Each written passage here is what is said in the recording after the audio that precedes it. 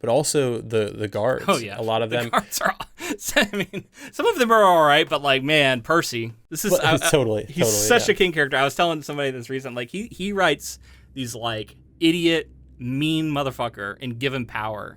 It's like not even like a lot of power, but just like some power that he can exert over people and see what happens. And that's exactly what Percy has, because Percy has this connection. So he knows he's sort of untouchable. And because of that, he can just like get away with all the sadism.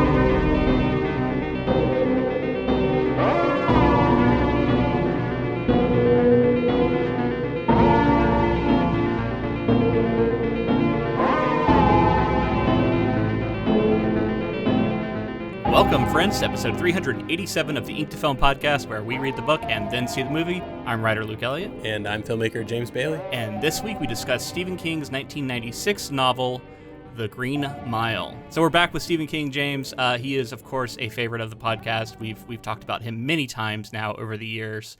In fact, I think we probably have like a playlist on YouTube of just all of our Stephen King episodes, which this one will now be on. So we're not going to like go really deep into him as a person. I feel like that's well-trodden ground. But we'll try and focus just on this particular project. I think this is a very famous one for him. A lot of people hold it in high regard. And it's one that I had never actually seen. Like, I've never actually seen the movie. Oh, wow. Yeah. I've just seen like parts of it, and I kind of know the plot. And like after reading the book, like I kind of knew the plot just through cultural osmosis and like all the stuff I've seen, even though I've never actually watched the movie. So that'll be a first time for me next week when we dive into the movie. But I definitely had never read the book. And so, yeah, this was a fun experience to actually read this book, which I actually think is also quite highly regarded by a lot of King fans. So yeah, it's good to be back and familiar ground with Stephen King. How are you feeling? Oh yeah, it's awesome. I mean, this is like, it's just a staple of the podcast at this point, and it was our first project we ever did was it, and we did like so many episodes towards that. And yeah, just feels like you said, familiar territory. It feels like home in a sense for the podcast in a weird way. But we both love genre fiction, and like just I think King is obviously a master of horror as well as other genres. Yeah. And this one, I would say that this is in the pantheon of some of my favorite stuff that we've read from King. I knew what to expect based on having seen the movie, but I'm just so taken with how he can form characters and worlds and specific details that make it feel so like there's a character in this story, main character, who has a UTI. Yeah. And I was like, that's such a specific detail that would be so annoying for the character. And if you've had a UTI, you know that burning sensation and all that stuff keeps coming back for the character. And like those are just the Stephen King sort of like flourishes that pop up for me. Like there's plenty throughout this story, but that was one especially where I was like, it just adds to the tension and adds to like the grounding of the characters and being able to identify with them. It humanizes them. I was at a social with a bunch of writers last night, and I got to talking about this book, and that was the exact detail I brought up as an example of just like a King detail that he finds, that it feels like a secret.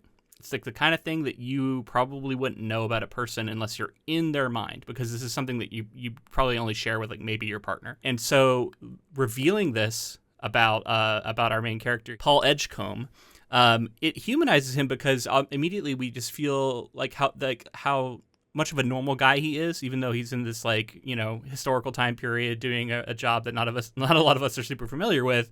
But it's a secret, but it's also, has to do with his urinary tract. So it kind of gets into the area that King loves to play in, where it's like kind of taboo to talk about. Yeah. And this story has a lot of taboo material in it. And in fact, I think this is a good opportunity to put out a little bit of a content warning, because this book does deal with a lot of sexual assault, people who have been accused of it, but also like it's happened. We're not going to like go into a lot of detail on it, but like there's going to be some descriptions of this, and I think the synopsis will at least kind of describe some of the crimes without a lot of detail. So it is just like a topic that is kind of inherent to this story. And then also like, execution of people on death row is a big part of The Green Mile. So be aware, we're going to be talking about some of those. And then also just like racism is such a big part of this book.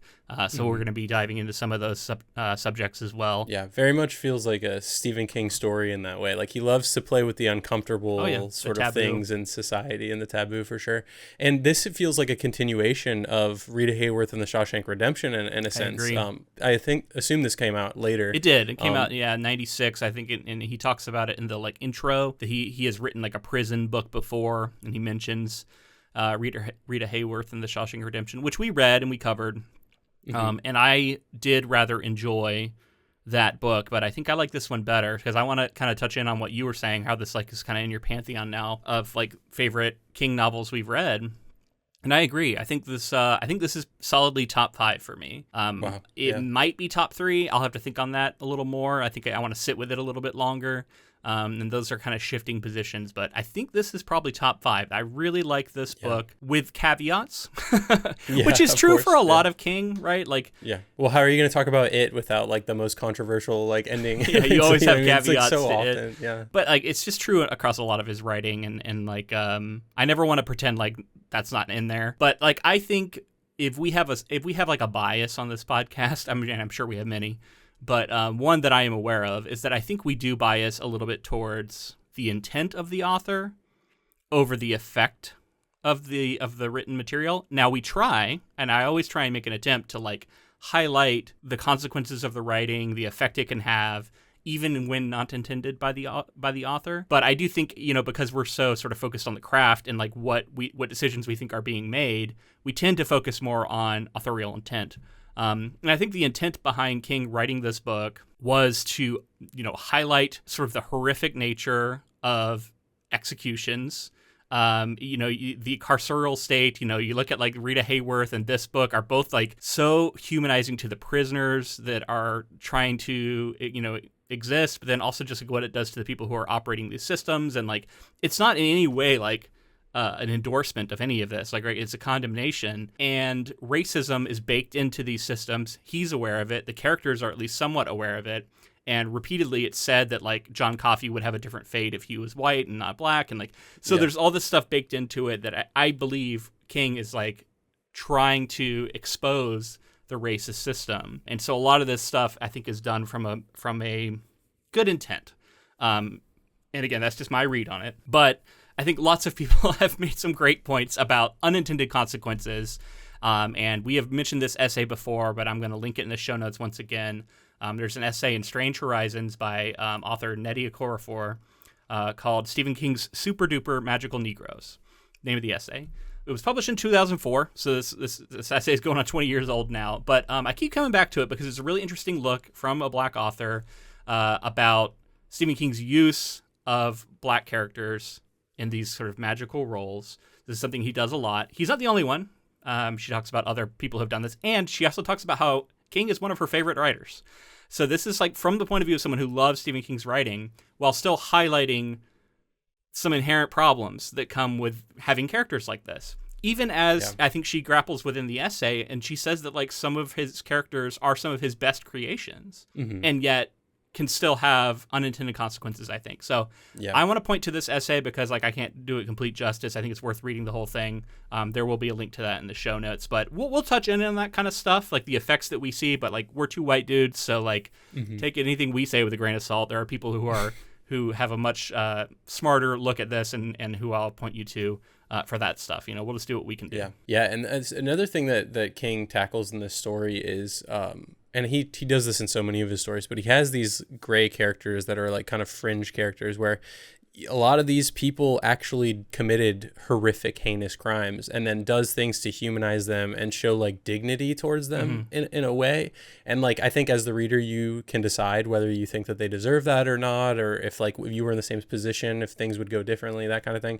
But like it creates really interesting complexity to the story and the ways that you have to kind of wrap your head around people who have done things, and is there such thing as retribution, or like the like is this necessary to kill people as some of these states have laws for I don't know, man. I feel like I've come around to not believing that the death penalty should exist. But I don't know, man. There's times where you feel like it's, of course, there's times where you feel like it's justified. But like, yeah, I think stories like this are good at challenging that perception because there are things and there are ways in which he humanizes these characters who've done bad things. And I think that's true in The Shawshank Redemption as well. And like there's moments in this book where characters talk about like someone's paid their debt, and he kind of challenges that sort of comfortable belief that they're sort of, they deserve whatever happens to them.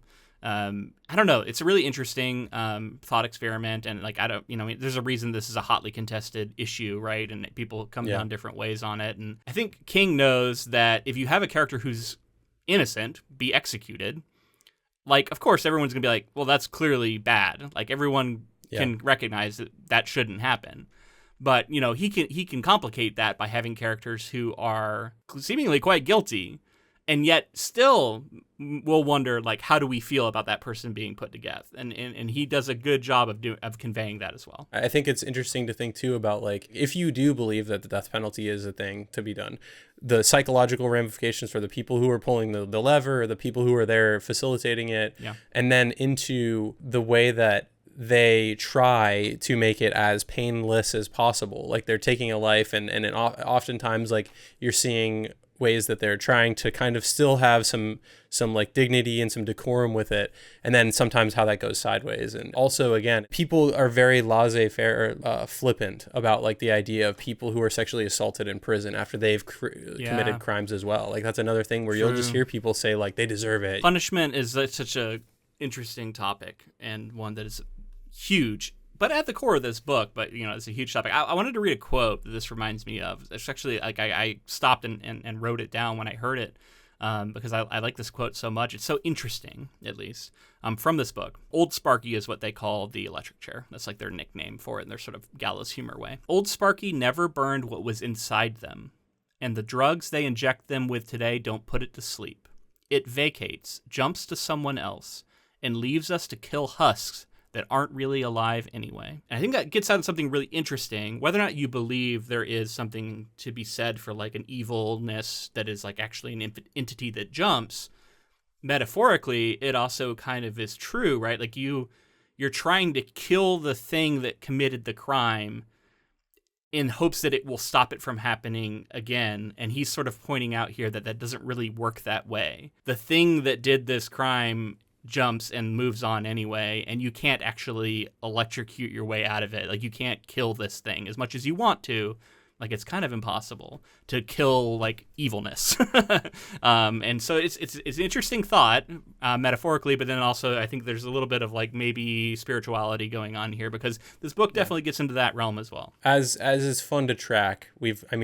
Again, if you haven't checked out our Stephen King coverage, we have a playlist and there's tons of stories you can dive into, but consistently, whether there is a horror element or a supernatural element, Stephen King often has these things, and we'll just set for the purposes of people who are in the know, we'll just call it shine, is like typically the kind of good side of the power, and then other times we see these entities that manifest. I don't think this story goes as far as to make it blatantly obvious. I think it's so much more wrapped up in sort of the human, what humans can do to each other. But there's definitely an element of like spirituality and supernatural things and things that people know and things that people are doing that you're like, whoa, this is obviously heightened in some way. So it's like I love that even in a story that's like so much about this really grounded, serious, dark thing that feels horrific in its own right, he still finds a way to genre it up for someone like me who really loves that kind of story. I think that's one of the reasons why I like this story a little more than Rita Hayworth in The Shawshank Redemption, because that story, he kind of set out to write one that didn't have the supernatural elements that he had become known for. Whereas this, to me, is like a really brilliant marrying of the really serious subject matter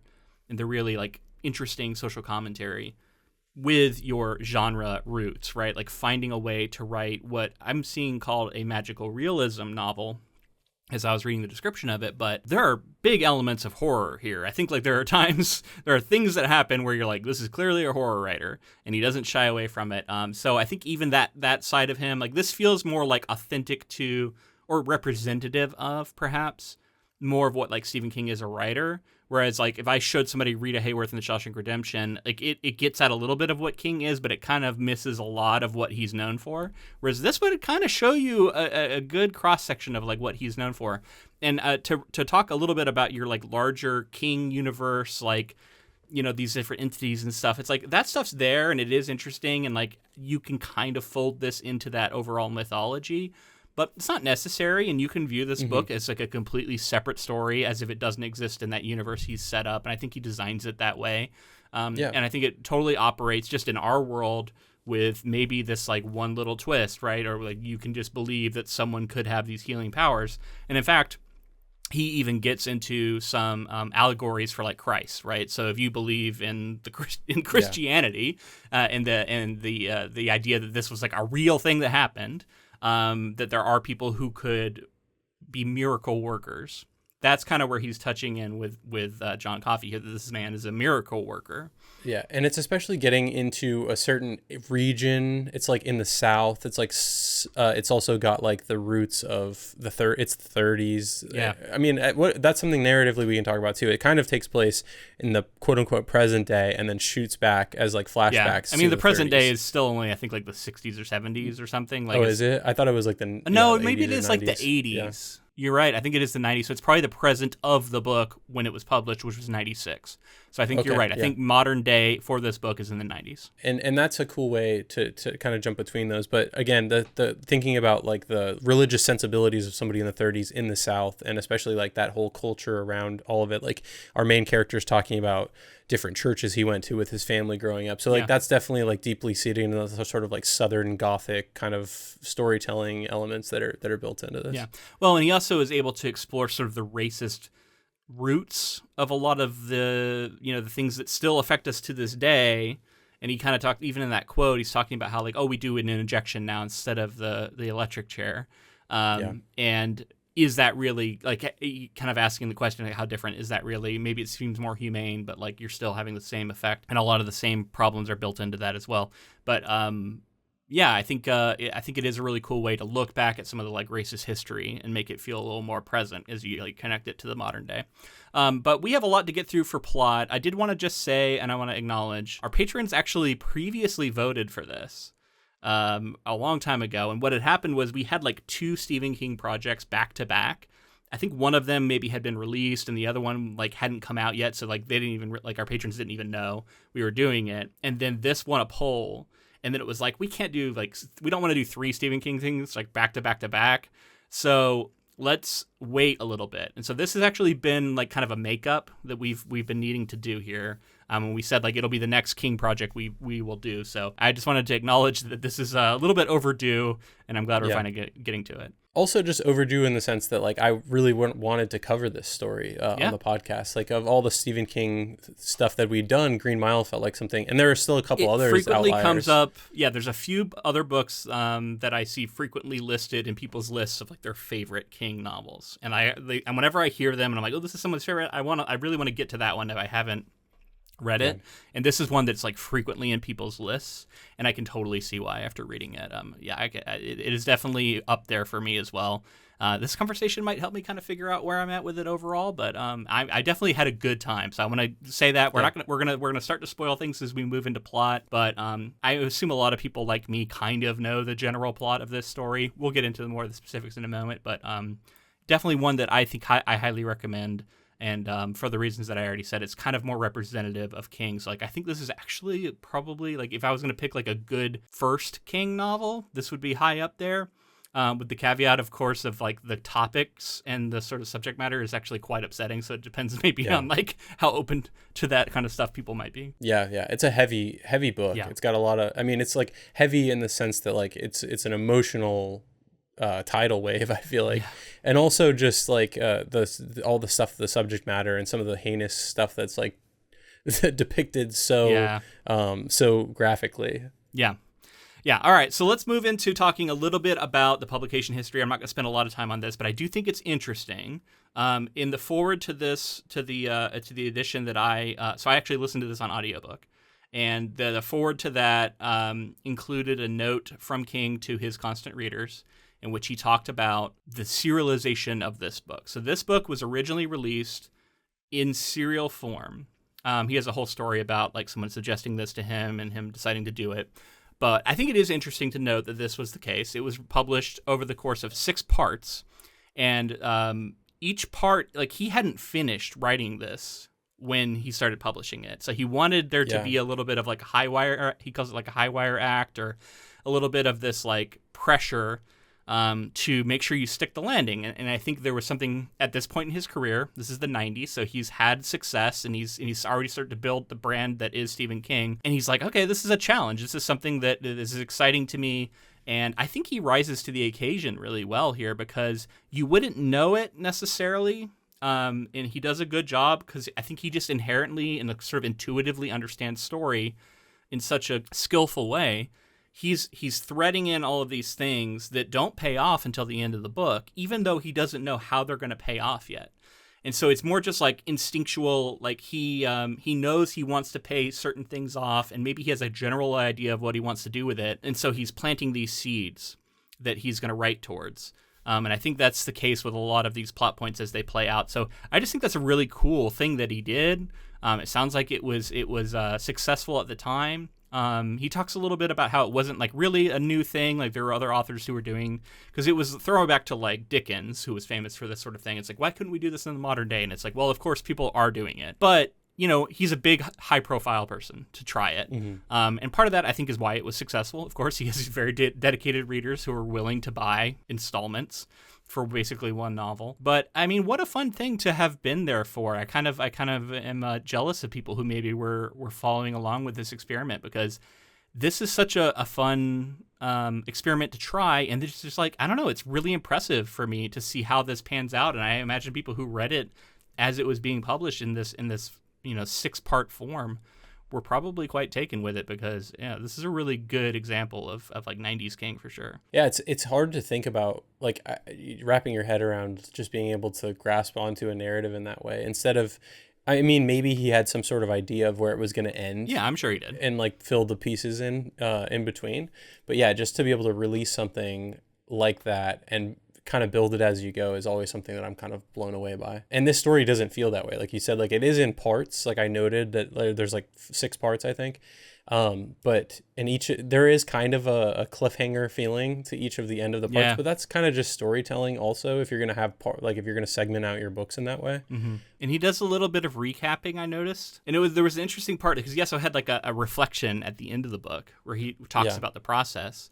And one of the things he talks about is like, I don't know, maybe one day I'll edit some of this stuff out. Like he talks about there's some anachronisms that crept into the book. There's some stuff like that. But even, I think there's like some hallmarks of this process that are still in the text that if you don't really think about it, or you're not really looking for it, you wouldn't even notice. But I was noticing moments where there was like overlapping of the story, where like he had like literally the exact same text kind of occurring again between parts, and I think that was like a little bit of a refresher, like, hey, this is kind of where we are, we're gonna recap a little bit. It was impressive how he did it though, because he used that framing device of like the nursing home present day as kind of being like usually the first and last thing in each chapter. Yeah. And it's because he's recounting the story and it's all first person. It's all I. It comes back in and it'll be like, here I am at the nursing home and I'm writing and I'm doing these things in my daily life here. And then boom, back into the story. Like it's not jumping directly back into the action that we left off at the end of the last part. Often there's like preamble of like the present day into picking back up, like you said, almost verbatim with like some of the same words for those actions. I love that stuff, man. I love this framing device. I assume, again, I haven't seen the movie, but my assumption is this is not in the film. Like, I don't know why you would include it. It would probably be too distracting. If anything, you could, but I suspect it's not in there. But I actually really like it. I'm writing a book right now that I'm doing something kind of similar to this, with a lot of differences. But just the idea of like a character who's like writing the text that you're reading. It's kind of like a memoir kind of thing. Cool. It's first person. Like I love that, and that's what we get here. Yeah, because I guess I'll start to get into some plot synopsis. And then we can talk about this more directly, because it talks about the form here. So, featuring a first-person narrative told by Paul Edgecombe, the novel switches between Paul as an old man in the Georgia Pines nursing home, writing down his story in 1996, and his time in 1932 as the block supervisor of the Cold Mountain Penitentiary, Death Row, nicknamed the Green Mile for the color of the floor's linoleum. This year marks the arrival of the towering John Coffey, a powerfully built black man who has been convicted of raping and murdering 2 young white girls. During his time on the mile, John interacts with fellow prisoners Edward Delacruz, a Cajun arsonist, rapist, and murderer, and William Wild Bill Wharton, a dangerous multiple murderer.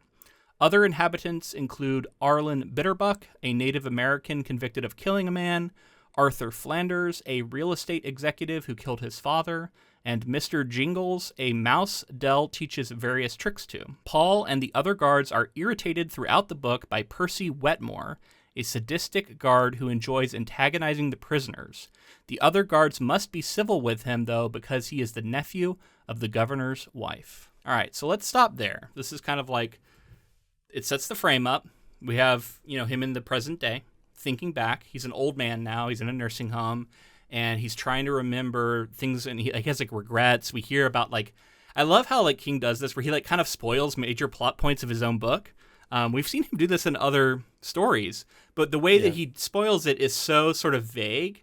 It instead serves as just more like a hook, because you're like, oh, that's a thing we're going to have to hear more about. Because he'll talk about he mentions early on John Coffey's the last man I put to death. So we kind of know that's going to happen from the jump. He talks about that.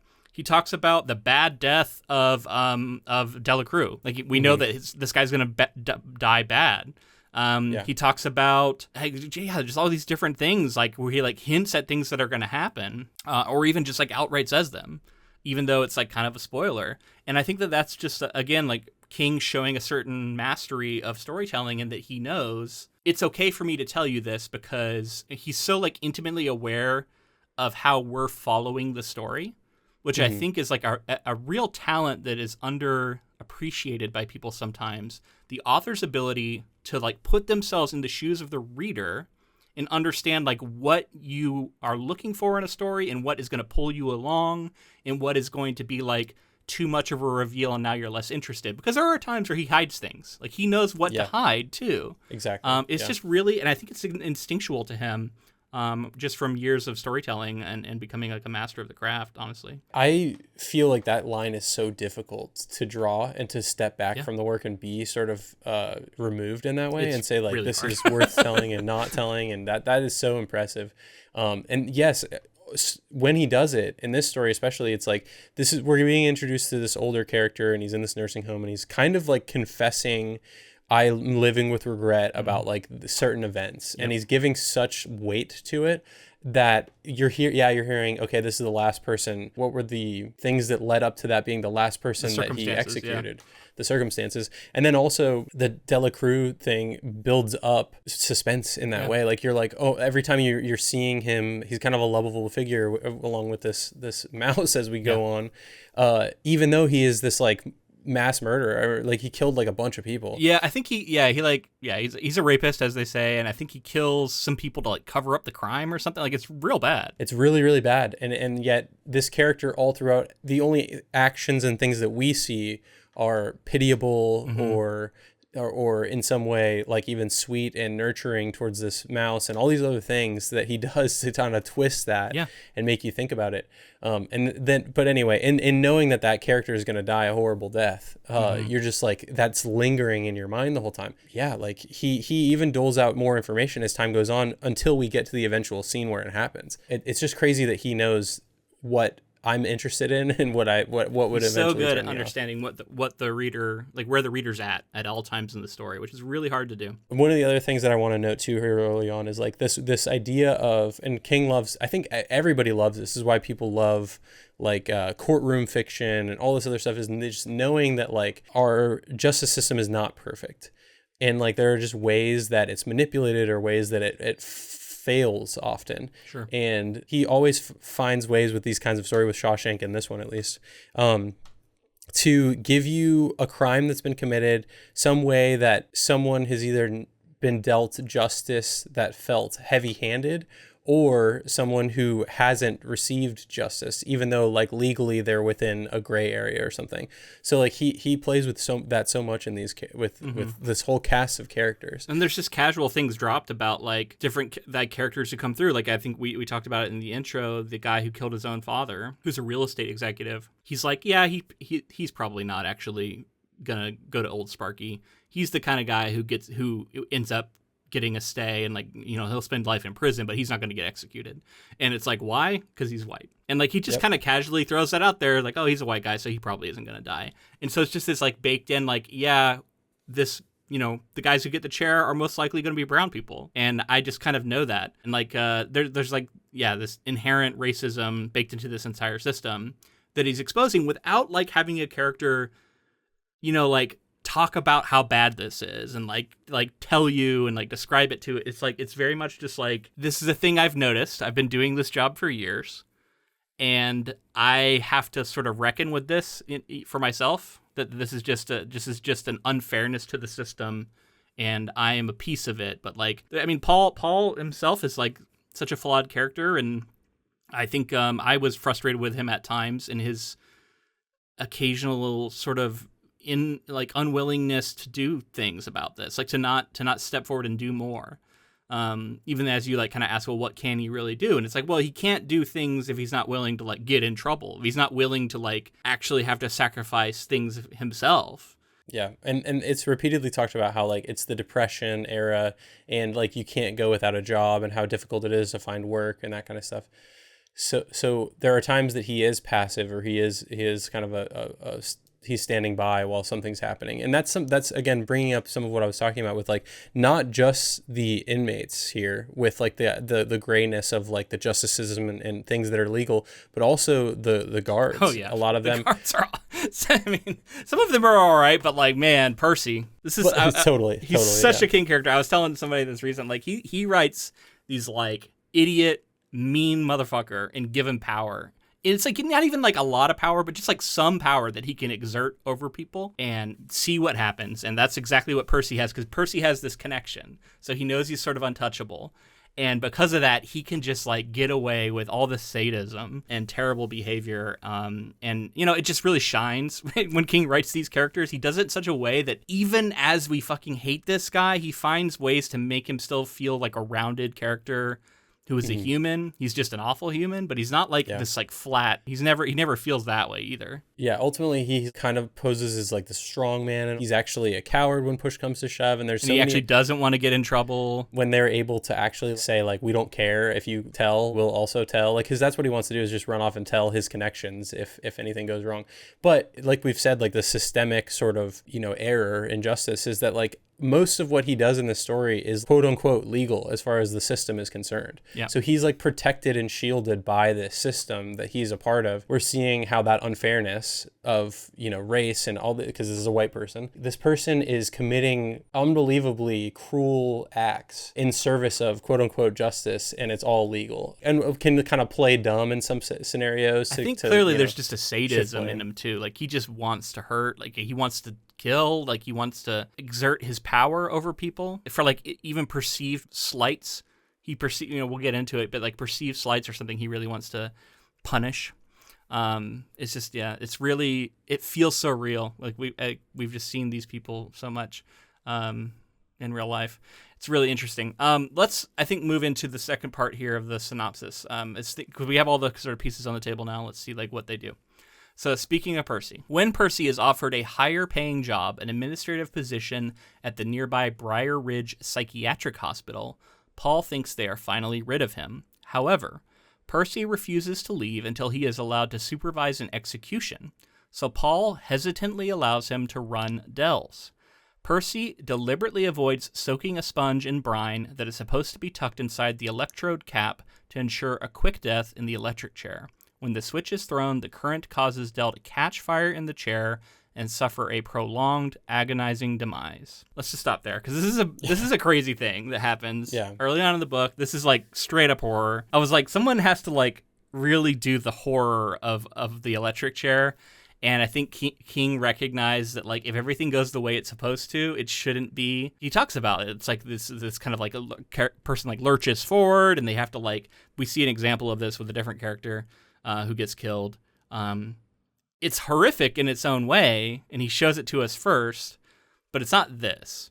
So that way, when we see the horror, relative horror, but also the relative humaneness, I guess, to this way of killing somebody, when this happens, is crazy.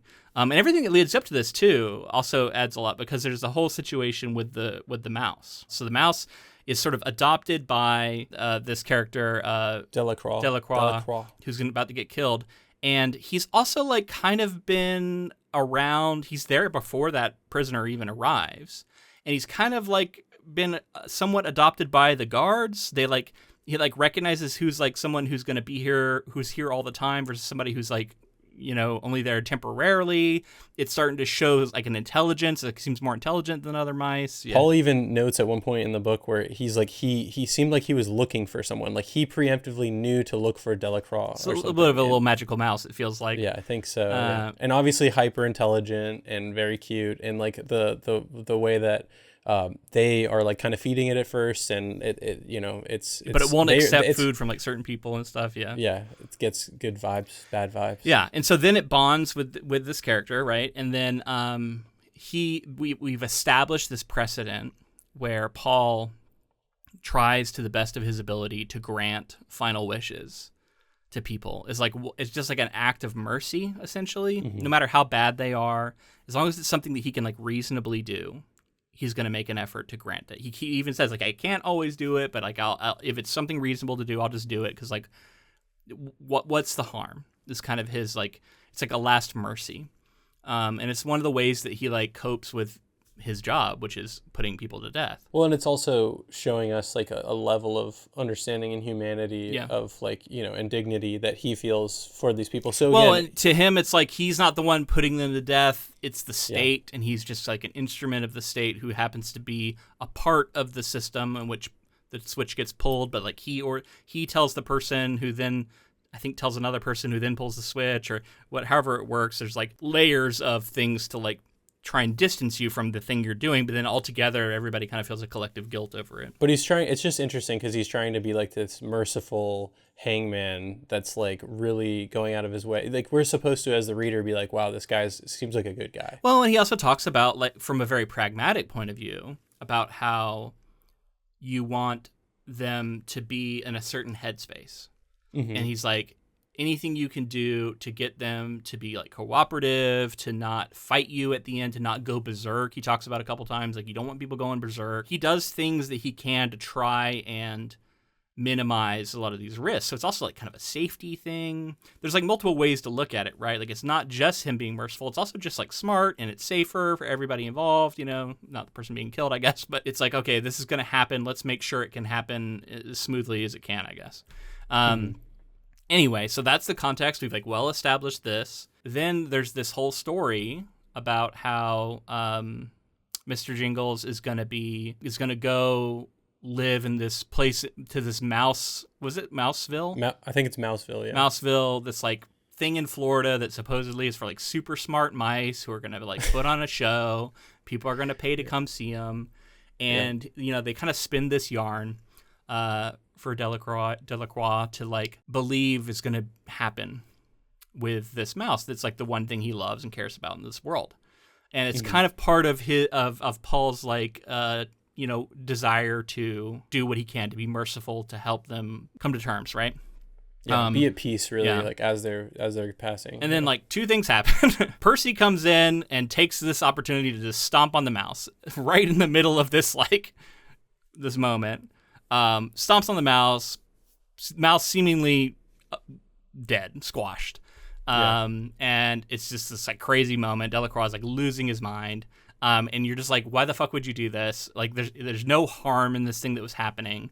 And yet he's cruel, and he wants to punish this guy in particular because of this like perceived slight that happened when he was coming in. This ties into the Coffey situation. So Coffey's there, and I guess at this point we have seen Coffey heal Paul's UTI. So that's like the first sign we have of him like laying his hands and like healing somebody. And just to note too, like you made the Jesus allegory, so we should talk about that some. Which I think that King is playing with that a little bit of like, what if Jesus was here now? How would people treat him? And what if he was a black person? And there's a lot of different stuff like that where there's commentary being made about the religion, but the idea of this person taking on injuries or suffering or something like that. Takes it into himself, and then he like breathes it out as these like, they're called like black flies or something that come out and like dissipate. Turn white eventually. Yeah. That does feel very like healing hands, like Christ-like, just to keep note of that. Yeah. And so now the second time we've seen this occur, he asks for Mr. Jingles. They put him in his hands, and he's able to heal Mr. Jingles, who is essentially resurrected or comes back from near death, probably. And then Percy finds out that this has occurred, and he's like furious, basically, because he's like, no, I killed that mouse. How is this possible? And they're trying to be like, oh, you didn't realize that you didn't actually kill it. And so, like, of course, even though he's done this really cruel act, it's like not enough for him.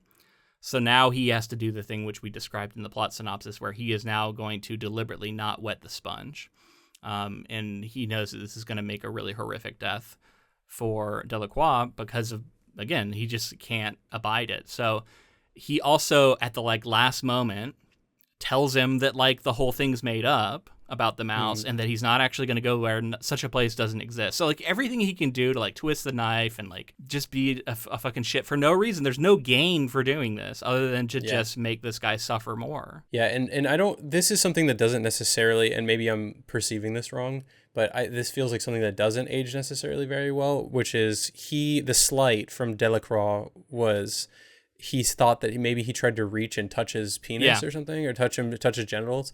And then later there's another character who like grabs a hold of him and again, like kind of sexually like grabs his genitals. And so there's like something like, there's a homophobia. There's a homophobia or even like, is King making some sort of like veiled, closeted homosexuality in this character that he's ashamed of, that sort of thing that he can't face because he keeps having these like extreme reactions to it and getting so angry. And I think that that's kind of a stereotype for that sort of thing. I have heard the persistent theory that some homophobia comes from people who have like internalized homosexual feelings that they, because of the way they've been raised and their culture and all these pressures on them, they're unable to sort of engage with as a possibility, and it turns instead to like an extreme reaction. I guess we do hear this around like the Republic National Convention with like the grinder and stuff, and I think there's some truth to that. And again, like he doesn't lay that out. Like that's a theory,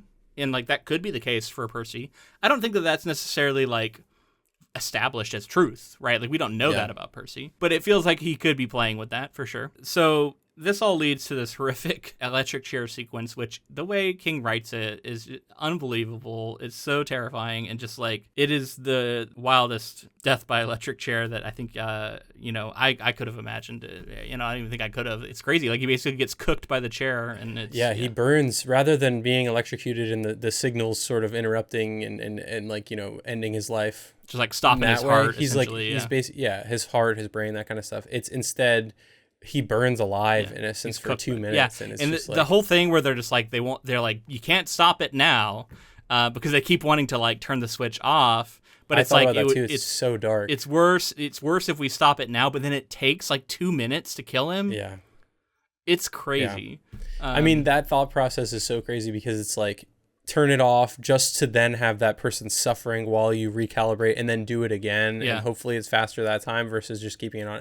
That's a crazy. Yeah. It's a decision they have to make in the moment. And like, they don't know that it's going to take 2 minutes. Like they maybe think it's going to be faster than that. I don't know. So much nonverbal communication between the guards as like through Paul's eyes as they realize what's going on, because like Percy kind of plays as if he doesn't know what's going on and he forgot to make the sponge wet or whatever. He has this whole story that he's like, he knows this is going to be a thing where people are going to look at him like, how could you do this? He's going to be like, oh, I didn't know the sponge was supposed to be wet. It's not wet. And when we do it in practice, and like we've seen practice scenes, so we understand what this all means. But all these characters are looking at each other like right before it's about to happen, and they don't want to make a scene in front of these reporters, and I guess like judges and some other people are there for the viewing, which also is like, I guess from what I understand, some of the victims of some of these people may be there as well to see the execution. So again, just it's fucking dark stuff to deal with, and to be there for it. Whether they talk about how like some people will have jokes leading up to the chair, and they'll have all these things that they'll be saying,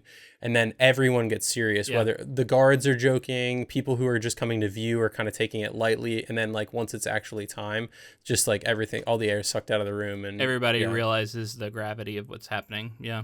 It's no longer funny. Which I imagine is probably true. Like I can't imagine, unless you're so desensitized, like that would always feel heavy. Yeah, it's true. Except for like, there's also a moment where Paul puts sort of he quashes like a joke because he doesn't want like a guard to like remember the joke and laugh when things are happening for real. So like this is also kind of a thing he wants there to be a little bit of solemnity around the circumstance, and I think there's a little bit he's trying to do to also make sure that that's true. And so can we also talk about one other big King detail? That's the title of the book. That is such a cool detail. Oh, yeah. Of the Green Mile being the linoleum hallway, like leading up. Because I feel like when you hear the Green Mile, you're like, what does that really mean? Yeah. Like you're not really sure. And knowing It's that the like walk to the electric chair, yeah. and how visual that looks in terms of the linoleum floor there, but also and how it feels like a mile. So it's actually really like evocative statement too, because it's not a mile, but it feels like you're walking a mile. And then how eventually in the story it's kind of like recontextualized and kind of put together with this idea that everybody in life is on this like walk towards death, and this like Green Mile of like, you know, we can get more into like what happens with like our Paul character here, because he you know, is affected. The characters who interact with John Coffey end up with some interesting side effects and lingering effects. Well, let's move on with the plot here. So this is going to get more into the Coffey side now, because all of this sort of sets up the Coffey story, but it's all important. So over time, Paul realizes that John Coffey possesses inexplicable healing abilities through touch, which he uses to cure Paul's urinary tract infection and revive Mr. Jingles after Percy stomps on him. Simple-minded and shy, John is very empathic and sensitive to the thoughts and feelings of others around him. One night, the guards drug Wharton, then put a straitjacket on Percy and lock him in a padded restraint room so that they can smuggle John out of the prison and take him to the home of Warden Hal Moores. Hal's wife, Melinda, has an inoperable brain tumor, which John cures by drawing the disease out through his hands and into his body, which causes him terrible pain. Okay, so let's stop here a little bit. I want to circle back on the essay, because I want to highlight one part that I think we can all kind of keep in our minds as we're thinking about like what this even really means. So Nnedi Okorafor in this essay says, here are what I call the 5 points of the magical Negro, the 5 most common attributes. 1, he or she is a person of color, typically black, often Native American, in a story about predominantly white characters. So check here. 2, he or she seems to have nothing better to do than to help the white protagonist who is often a stranger to the magical Negro at first. Check. 3, he or she disappears, dies, or sacrifices something of great value after or while helping the white protagonist. Check. Yeah. He or she is uneducated, mentally handicapped, at a low position in life, or all of the above. All of the above. That's 4. And 5, he or she is wise, patient, and spiritually in touch, closer to the earth, one might say. He or she often literally has magical powers. Check. So this is an example that checks all the boxes, and she talks about these. This is something that King does a lot. And goes on, I think, read the essay, and talks about like some of the issues with this and how it perpetuates others, and it does certain things that are definitely not good, even as she talks about these are like sometimes some of his best characters, because I don't think she's like, not to put words in her mouth, but to me it's not about like any one character. It's more about like, this is a thing that authors sometimes do, and here's some of the effects that it has that maybe are unintended. Because she even says it here, like, I don't think King is a racist, and I'm not saying he is. These are just things that come up time again. It's kind of like an unintended thing, I think. Yeah, and I bet that King feels or thought at the time of writing this kind of stuff that it would be empowering in some way that to have a character like this. But like when it happens so frequently, it becomes this pattern. It's like it's doing a disservice to those characters, because again, they are in service of the white character in such a major way. Yeah, there's like ways to get around this, and like having other black characters can help a lot. There's like certain things you could do that can help, like have characters advocate for themselves a little more, and not be quite so selfless. There's like certain things, but there's like a nobility to sacrifice, and like that again mirrors sort of the Christ narrative. So like there's that going on too. So it's like not to say that like anything needs to necessarily be changed, but like in aggregate, there's a similarity. Also, I noticed that this character and John Coffey is also really similar to what's his name, like Lenny Smalls. It's been a while since I've read this, but of Mice and Men Steinbeck novel. who like literally kills a mouse on accident. Spoiler for that story. Yeah. And like here we see him instead bring one back to life. So this felt like it was kind of like a reversal or an inversion of that. And that character is like the simple-minded man. So I think he was trying to kind of play with a little bit of that, like an inversion of that. There is some elements there that I just wanted to, again, point people towards. Well, I mean, while reading as much as we want to celebrate some of the stuff that King's doing here, I think we should all keep in mind that he's not necessarily doing a great job or like the best job he could have done. I don't know. With representation of a character like that, like a realistic representation. Well, there's this idea of like benevolent prejudice that I think this is kind of an example of too, where it's like the person who's doing it thinks that they're like helping or thinks that these are just kind of like inherent differences and it's okay to like highlight them because it doesn't harm anybody. You know, at least like they kind of think this, or like, I don't know. There's just like this idea, and you'll hear about this as like benevolent sexism. I think we talked about this a little bit with like Heinlein or somebody. But there's like, it still is, right? Like it still is a form of sexism. It still is a form of prejudice, even if the like intention isn't out of like meanness or hatred. There's still like a baked in prejudice to it, othering of some kind, or I feel like in this story too, it's I can see the trap that King kind of stepped into with approaching a story in the 30s, tackling prison and incarceration, which did and disproportionately affect people of color. Yeah, exactly. And like, you know, that doesn't necessarily make any of that right, but it does mean that like those things are going to happen. And he wanted to explore the power dynamic between white guards and you know, in this case, a black incarcerated person. So it's like that's all.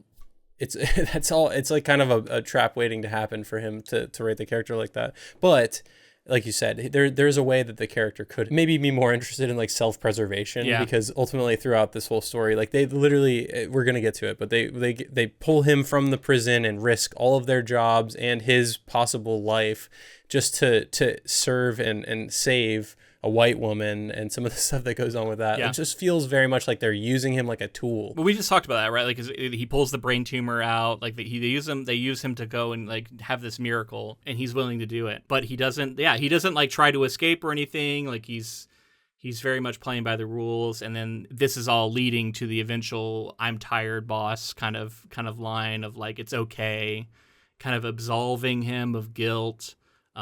Which is very convenient for this narrative to work in the way that it does. Well, and I get that there's the messianic thing going on here too, right? Where it's like trying to do that level of selflessness and to have characters, because that's the thing with Jesus too, is like he's up on the cross and he's forgiving the people who are doing it to him and all this other stuff. So it's like if he's trying to blend all of those things together, it just unfortunately creates this perfect storm. Yeah, and like and honestly, it's like if you poke enough holes in this, like maybe the story just doesn't work. And is it better for this story not to exist at all? I don't know that that's true. I just want to point it out there, and I'm not saying it's impossible. Like maybe there could have been a version you could have done this and avoided some of it. Maybe just having a couple of other prominent black characters could have really helped with this issue. And I'll say for myself too, like it still creates for a really emotional final bit, and that to me, it just like I said before, it's like an emotional haymaker. It's so heavy, and it's so like it's like kind of imbued with all this like historic trauma and like the systemic stuff that we're talking about and all of that. And like,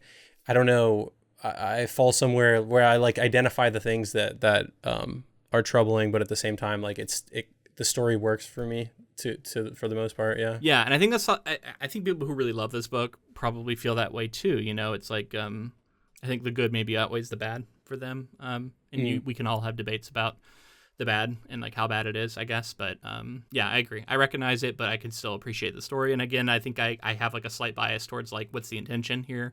And I think the intention is a good one. And I think he's trying to highlight injustices. He's trying to highlight how bad this is. You're not supposed to be like happy that this happens at the end. You're supposed to think it's awful. I think, I don't know. There's just a lot that goes into it. We didn't talk much about the situation, and it's not really in the summary, but like how Coffey is assumed to have been responsible for this crime because of he says this phrase that like, I can't help it. I couldn't help it. It's too late. I couldn't help it. And how like this is like seen as like a declaration of guilt that he like did a thing and he couldn't undo it. Yeah, I think he says like I couldn't undo it. I couldn't fix it or something, because he keeps talking about how he fixed other things. He keeps saying like, oh, you know, I fixed that for you, and then that's Paul kind of realizing with the UTI and then helping this prison the warden's like wife, he keeps being like, I helped the situation, I helped with the mouse, everything like that. Yeah. And then you can narratively kind of put the pieces together and be like, oh well, he found these girls and was trying to use his abilities to heal them. but it's like who's gonna believe that, right, too, right? In the sense yeah. of like, oh, okay, so this guy's magic and he's got blood all over his hands and he's holding the girls when they're found. But there's like baked in racism too, how it's like even if we could prove that or like get people to believe, because there are other reasons, they find other ways to poke holes in this. Like there's the situation with the dogs and how like they seem to have been like looking for the girls, and when they found him, not the killer. Right. And they found the girls, they were kind of so conflict. like, the dogs even like some of them wanted to keep going because we're trying to go different ways. Yeah, so. And then there was another. What was the other detail? There was like one other detail. Coffey he doesn't know how to tie his shoelaces, and so there's this implication that he couldn't have retied the twine that was found on his lunch, and he was supposed to have untied it to like get the sausages out to feed the dog, and so like he would have had to retie the twine, and because it was found tied, it was like a signal that he hadn't been the one to feed the dog, to get the dog away, and like all this stuff. So there was like some other details, but they even say like it's just not enough. We're in the South. This guy has been convicted in trial. Everybody wants to see him die. There's like too much momentum. There's no way to stop it now. Basically, it's like we can't stop this. And they out and out say like there's no way that they're reopening a case for a black man with this kind of evidence. Like it's just not happening. Yeah, which is crazy, and it's an indictment of the time.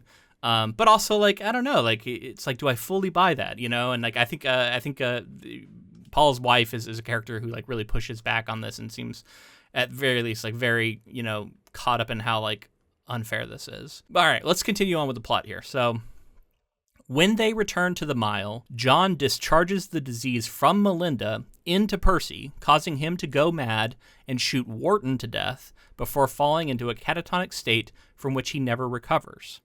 Percy is then committed to Briar Ridge as a patient. Paul discovers that it was actually Wharton who raped and killed the two girls, and that John was trying to revive them. John tells Paul that he had touched Wharton and saw how he coerced the sisters to be silent by threatening to kill one if the other made a noise, using their love for each other. Paul is unsure how to help John, but John tells him not to worry, as he is ready to die anyway, wanting to escape the cruelty of the world. John's execution is the last one in which Paul participates. As Paul approaches the conclusion of his written story, he offers it to his friend Elaine to read. After she finishes, he introduces Mr. Jingles to her, as he has been alive the last 64 years. This is the mouse. The shack where the mouse has been living is discovered by Brad Dolan, who's like an attendant of this nursing home. But the mouse dies before he can put an end to the happy moment. Paul explains that those healed by John gained an unnaturally long lifespan, which includes himself. Elaine dies shortly after, never learning that on the day of his wife's death, Paul saw the ghost of John Coffey.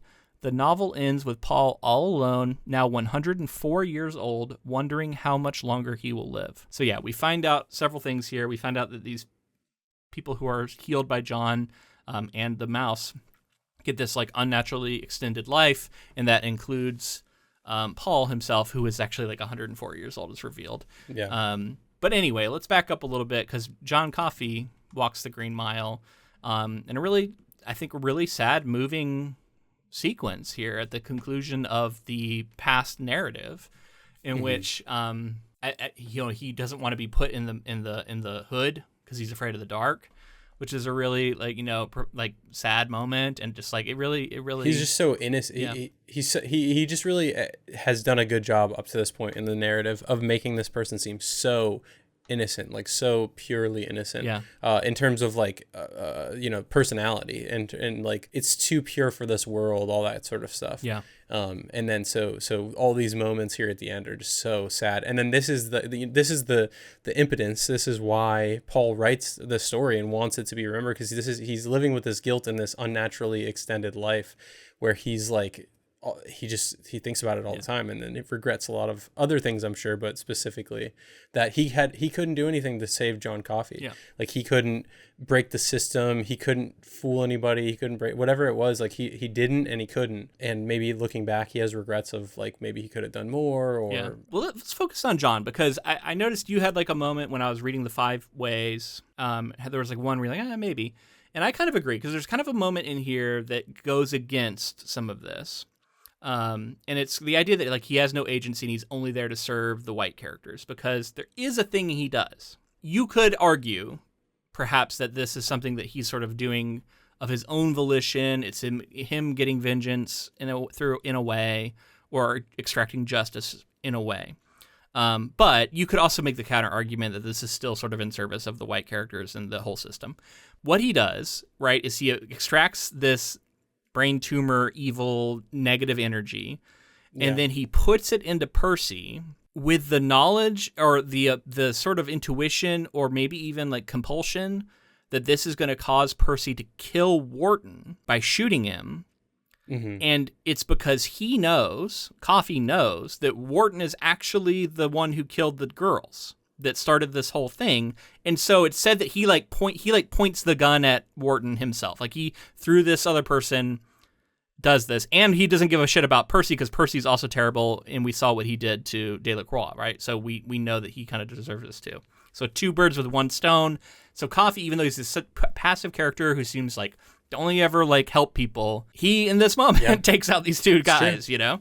And so that's like his one act that he does do, and I give King credit for having him do this, because it's like, this seems like something he just chooses to do. This isn't what Paul wanted him to do in this moment. Yeah, and it seemed like premeditated. It was almost like divine intervention in a sense too. It's like, are we to think that if he's a messianic figure, is there like a God that's telling him what to do, that's like has a hand that's pushing him to do certain things? But it does totally seem like he takes over. We didn't realize this, but using that tumor or whatever, he puts it into him, and like he becomes kind of, I think he pretty much goes insane, but like during that he's able to like control him, to fire the gun, and to take care of all that. Because he has these kind of psychic abilities. He can kind of read people's minds perhaps, and so if he comes into contact, I think if he comes into contact with people too, he can like see visions of some kind. I think that's said at some point. Yeah, so that's the thing that he does, which like I'm glad to see he did that. That's not something I knew. So I talked about like all these things that I knew about the story going in. I didn't know that this was a thing that he did, and I'm curious to see how much of this is still in the film. Sure. Really curious, you know.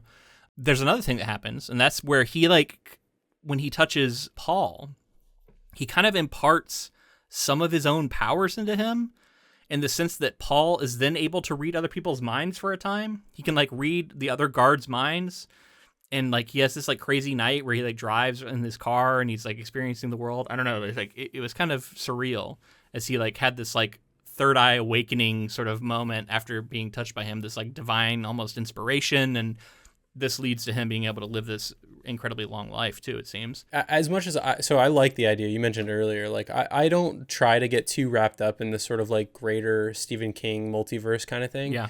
And as exciting and fun as I do think that is, I like the fact that most of the time the stories stand on their own and like have their own kind of systems of magic or supernatural things that are happening, and it all like narratively fits together. But let's talk about the overarching. Like, do you think that this is a character who has a shine? Do you think that this is like would it be described? I don't know that way? I guess I don't know enough about what a shine is, but what I take it his power to be. And yes, he does seem to demonstrate that the sort of telekinetic power that we have associated with shine.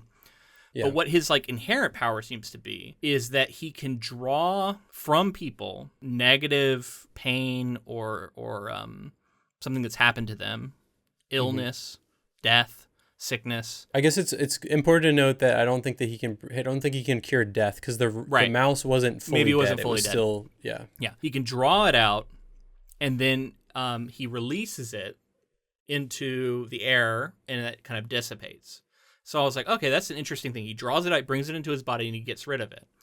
King then takes that another step, and he says, well, he can actually draw it out and hold it in if he chooses to, which is what he does with the brain tumor thing that he draws out. And it makes him super sick. Like, it makes him feel terrible, and he looks terrible. He looks like death. And he doesn't breathe it out. And they're like, why don't you breathe it out? Get rid of it like you did the other one. And he doesn't. And the reason he's doing that is because he's waiting, because he has at some point intuited, or maybe he's done this before, we don't know, that he can actually breathe it into someone else. So he grabs Percy, puts his lips to his lips, and like breathes it into him. And so he not only could draw things out, he can breathe them into other people and impart this thing now onto them. So that actually like takes the power and like takes it another step. And I don't think we've ever seen anybody with like Shine doing this particular flavor of thing. This is like a unique to this I would guy say that power. Yeah, my theory would be that if this is a Shine user of some kind or whatever that looks like, this is one of the most powerful we've ever seen. Yeah. And so then it felt to me like there was another sort of facet of this being explored with Paul, where when he touches him, now he's not breathing it in the same exact way, but there was a sense that he is like imparting some of his own power into Paul. Yeah. And so that was why I had a question of like, could Paul have attempted to do a healing himself?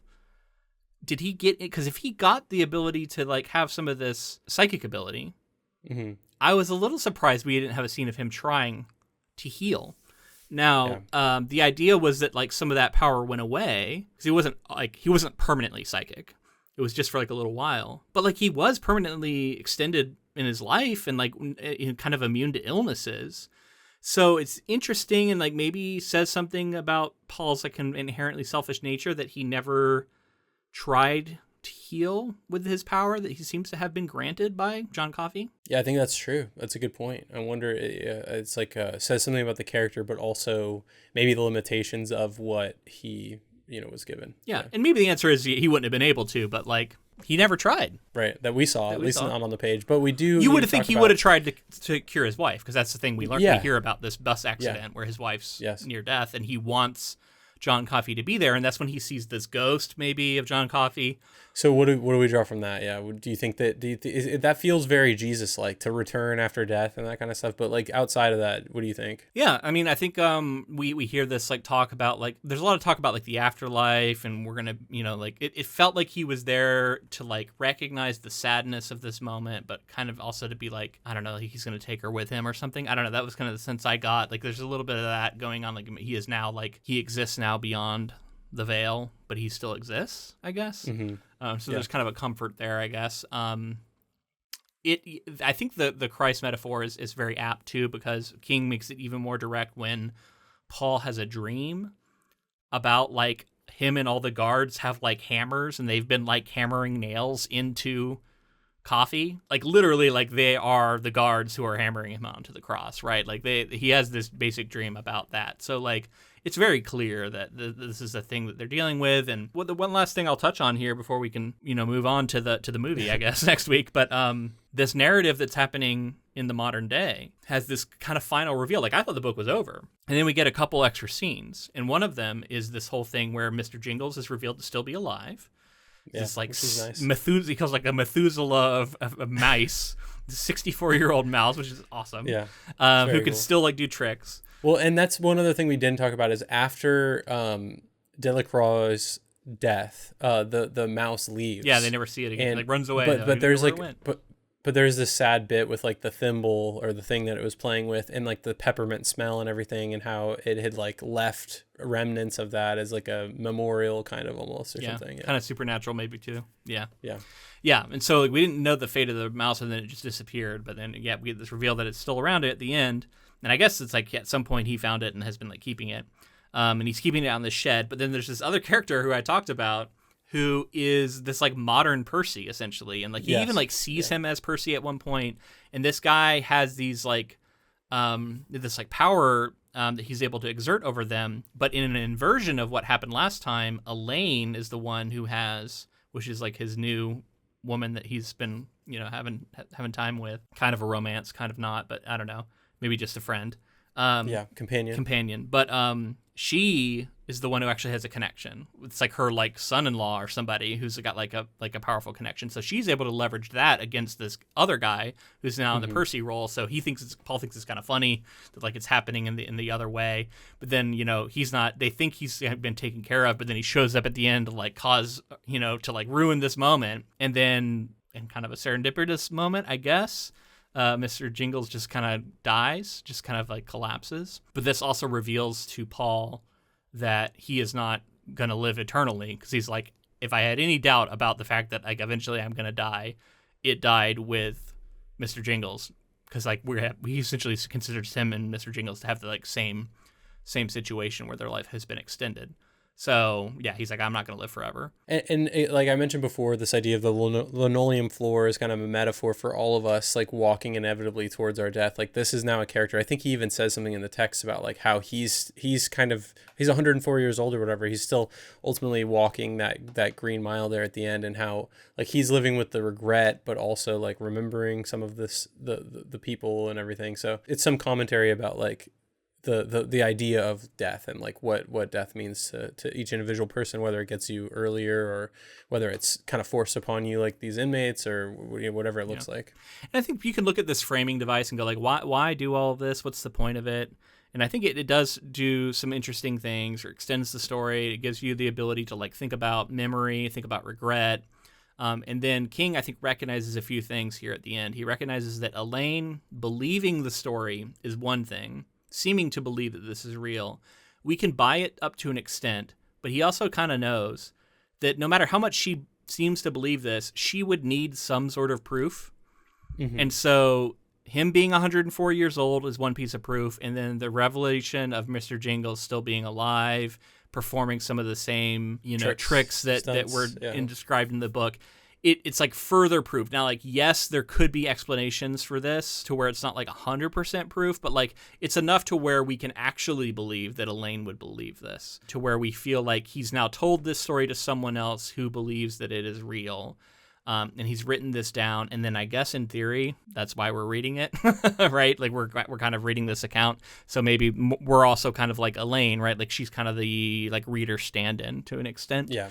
Right. So he's operating in this kind of like meta way, and like in a movie you probably don't have time for this. I'm gonna be really shocked to see if any of this is in the film. I suspect it's not, but I think it's a really cool part of this book. I really like it. And I think it works in this like longer form that the book ends up being, because it's a fairly long novel, and I think you have time for something like this, and I think it works well, and I really like this part of the book. Yeah, and I like that we learned that like it was doled out in segments, so like that obviously helps a lot with that narrative. And then just overall, like I like a story with scope. Like I if you can sell me on it, I love the idea of like this, the breadth of somebody's life like this. There's a certain narrative symmetry with this story where he is now in the position of essentially the inmate who is being abused by Percy.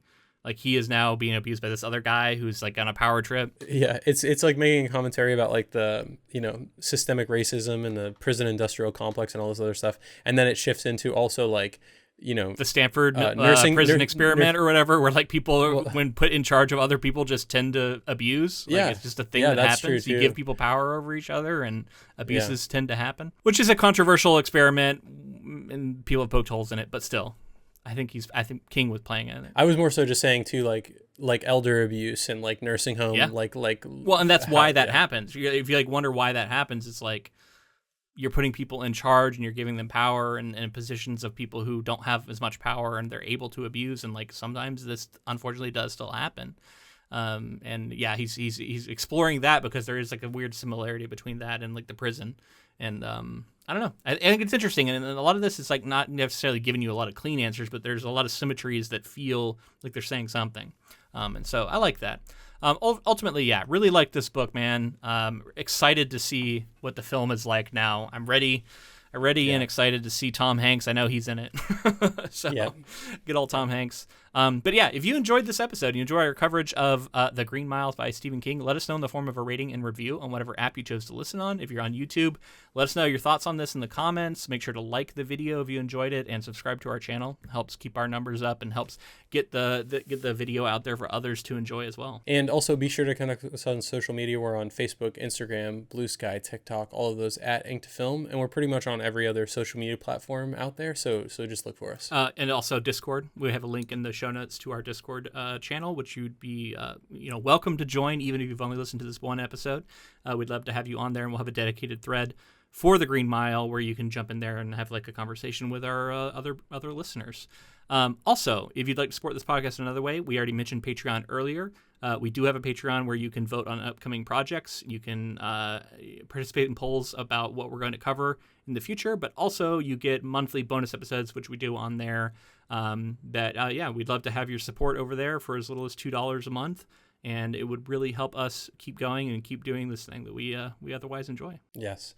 And also thank you to Ross Bugden for the use of our intro and outro music. All right, man. That's going to be it for this book. And now we're just going to be on for the film, which I think is a Darabont film? Yes. Okay. Yeah, I believe so. Excited to revisit Darabont. I've enjoyed his films in the past, so interested to see what he does here with The Green Mile. Very interested. Yeah. But that's going to be it for this week. So until next time. Keep adapting.